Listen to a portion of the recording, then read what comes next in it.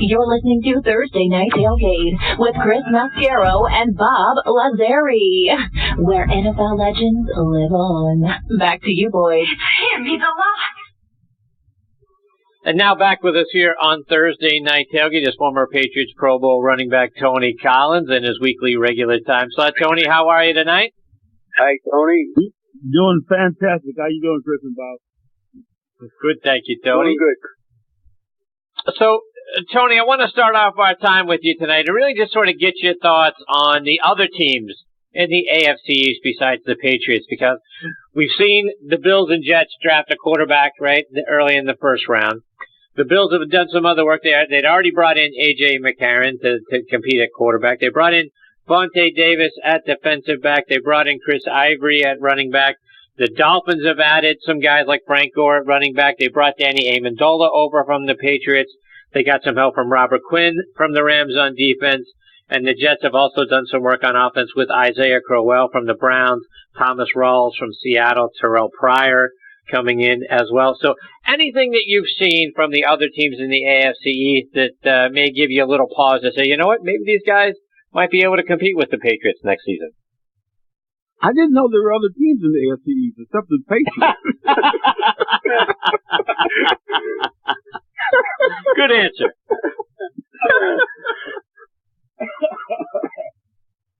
Honestly, so, no one gives you pause. No one makes you shake your head a little bit and go, well, you know what? Maybe they could make some noise. I see no threat right now, but maybe the Buffalo Bills. I mean, they may improve a little bit this year, but I can't see the Jets doing anything. I don't know, man. It's they say our conference is kind of weak, but I don't think our conference is weak. Buffalo Bills, they had a winning season last year. They went to the playoffs. Jets, I mean, I don't know what their record was, but I think they're close to being 50-50. But I just don't see any threat right now as far as anybody competing with us. As long as Brady's not injured, he's healthy. And I think our defense is going to play better. I know Belichick is going to get the defense right. I'm pretty sure there's going to probably be some more trades going on pretty soon coming up, or some guys coming in on that defense to make it tight. But to be totally honest with you, I really don't. I'm more afraid with seeing Jacksonville. I think Jacksonville is going to be really improve in the South. I think they're going to be one of the teams to beat next year. But in the East, man, I don't see any threats right now. I really don't. And Tony, something Bob and I were talking about earlier at the top of the show are the proposed rule changes around kickoffs, where the kicking team can only get a 1-yard running start versus the 5-yard running start that they've had previously. No more wedge blocking and the immediate touchback if the ball lands in the end zone, so the receiving team doesn't have to go over there and down it. Do you like the new rules, or do you think this is sort of the NFL's way of sort of inching us towards getting rid of the kickoffs altogether? Instead of ripping off the Band-Aid all at once and just saying we're not going to do it anymore, they're just going to slowly shrink it until one day it's gone. Oh, they're doing this for health reasons. I know for a fact, but I used to return kicks when I was in high school and when I was in college, and I did a couple of years my rookie year when I was with New England, and that was like the most exciting part of the game for me, and it still is. I love seeing guys taking it back 100 yards, 102 yards, and that's an exciting part of the game. I'm hoping that they don't do away with the kickoff, and what I'm hoping is what the new rules that they're putting in, that less guys are going to be getting hurt on the kickoff team, and that's why they're doing that. I truly believe that the kickoff is the kickoff return is one of the most exciting parts of the game as a player, and also as a fan watching it. But as a player, because I was in it, I think it's one of the most exciting plays of the game. So I hope they don't do away with it. So I hope what they're doing with the new rules, I hope it works. Less guys get hurt on the kickoff team and on the kickoff return team, so they can keep that thing going. I think it takes away from football when you win the toss and you start the ball on your 25-yard line. That's almost like Pop Warner, you know. I mean, come on, man. Let them play. And I'm hoping, like I said, I'm hoping that the new rules is going to help players not get hurt on the kickoff and kickoff return team. Bob, questions for Tony? Tony, I was thinking of you this week because I was reading an article about North Carolina and the investigation into the basketball program. Tony, I'm sure you've heard of it, you know, the fake classes or easy classes or making it easy for guys to pass. And I said, I got to get a pro athlete's take on this because they're saying that what the school did, Tony, was pretty much undermine these kids' education. Now, as you know, a lot of these factories, quote-unquote factories, education does take a secondary role, and we know the role of a Division I athlete, Tony, is intense. But when schools do things like that, Tony, it must rankle even the most grisly people like yourself who actually gave a damn about smarts back in the day. But what is your whole thing with this, Tony? Standards and where's it all going to end up someday?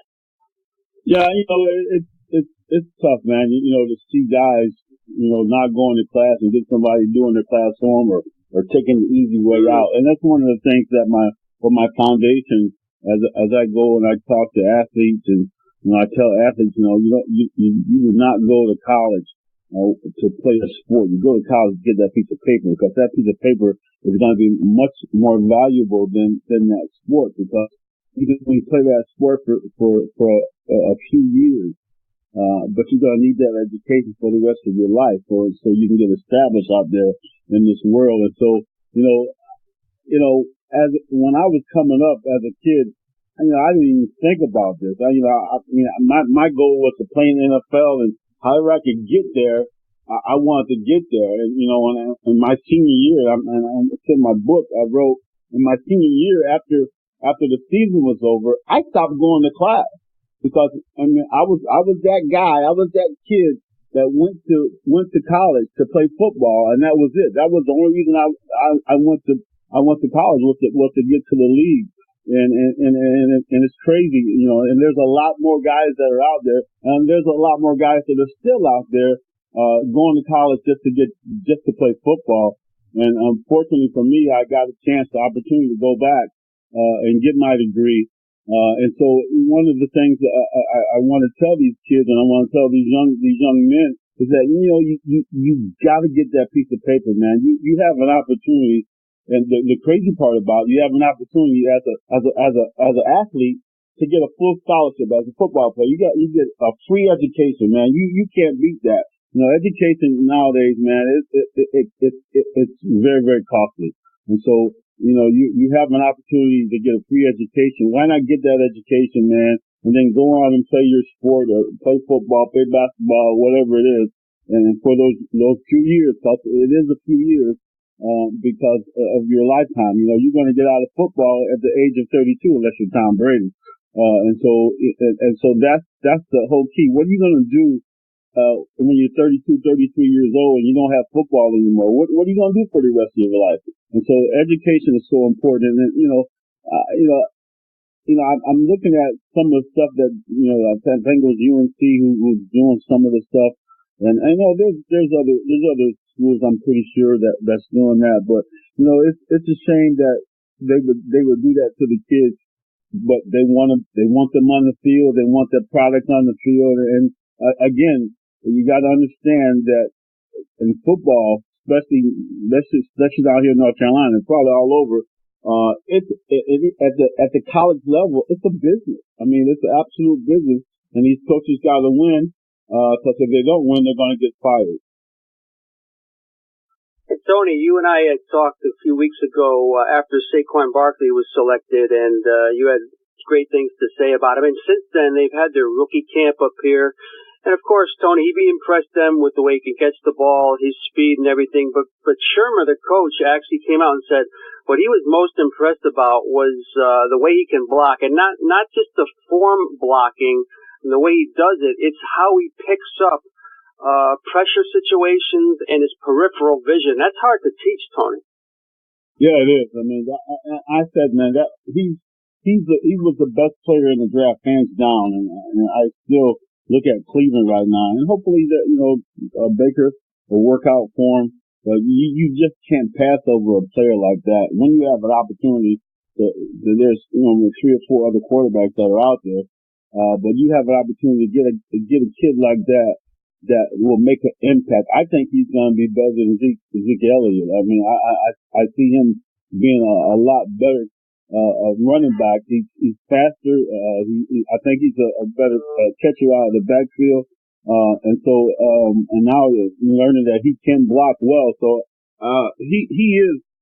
Hands down, if he don't get hurt this year and injuries don't mess him up, he will be a Hall of Famer, without a doubt. As long as he keeps his nose clean and stay out of trouble, there's sky's the limit for this kid. And I'm looking forward to watching him play. I'm really excited to see what he does, on that first week of the season. Tony, last week we talked a little bit about your last season in the league with Miami. When you were there, you got to be around Dan Marino. I was curious to get your thoughts. What was it like watching Dan and being around him, both in practice and in the huddle? Yeah, it was pretty neat. Dan is very intense, but intense on the field, but off the field, he's a real nice guy, a good teammate. But he doesn't like for you to drop his passes. And he'll tell you about it if you drop him too. He's really intense about that. But it was cool. It was really cool. You play against him for so many years, and you know how good he was, and you know how much of a threat he was. And then when you get in the huddle with him, and you see how cool and collective he is in the huddle, and he expects you to catch his ball. I mean, he throws one of the best balls in the game. So I mean, it was real neat playing with him and being in the huddle with him. And Tony, your alma mater is East Carolina. Last season they struggled 3-9. They're in the same conference with my national champion UCF Knights. Looking ahead though to this coming season, they've got East Carolina. You got North Carolina on the schedule. You got Virginia Tech, USF, UCF, and Memphis all coming up. So what are your expectations for East Carolina? More of the same, or do you think they can put together a better season? You know what, man? I think we're in trouble, man.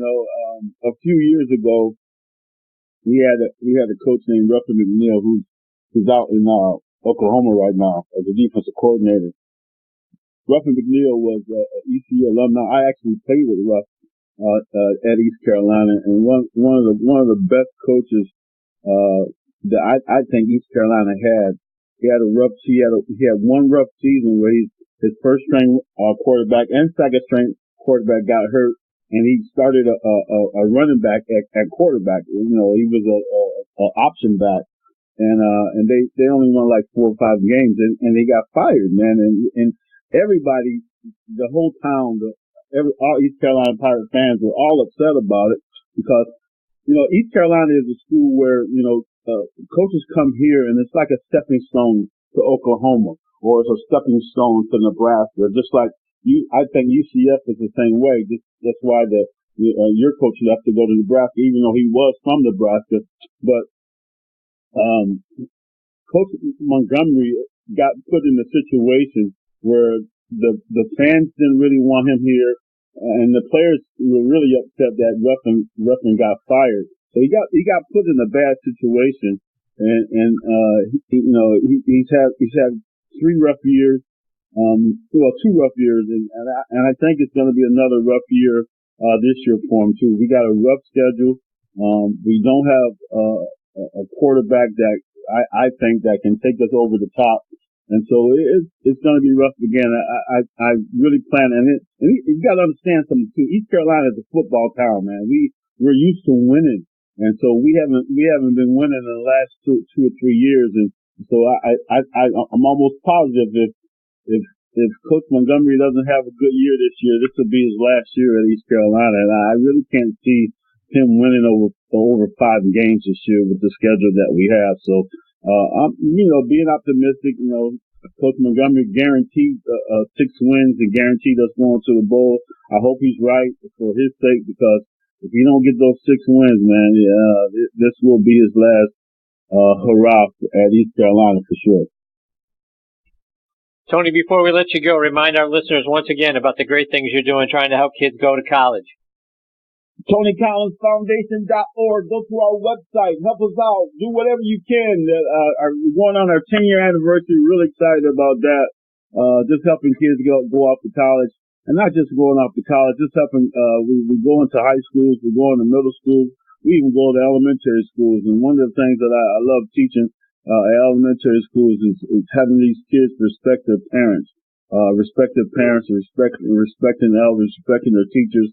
And that's something that we gotta start at a young age with these kids and teach them right from wrong and understanding how powerful it is that they be respectful. Because, we get a lot of kids that if they're disrespectful to their mom and their dad, well, of course they're going to be disrespectful to their teachers. They're going to be disrespectful to the police officers. And that's what we're running into, where these kids are disrespectful to police officers and things are going bad with that. And so, we're trying to start a new thing, starting at a young age, going into the elementary schools and just, teaching the kids the basics, respecting their parents, respecting authority and respecting elders. And I'm looking forward to it this year. It's going to be a great year for us. And TonyCollinsFoundation.org. Tony, you're fantastic, my friend. Thank you for all the things that you do. We look forward to catching up with you again next week. In between now and then, all the best to you and your family. Thanks, Tony. You guys have a great one. God bless. See you, Tony. That's former Patriots Pro Bowl running back Tony Collins. We've got our next guest, Gus Farrat, hanging on the line. We're going to get to Gus on the other side of this quick station break.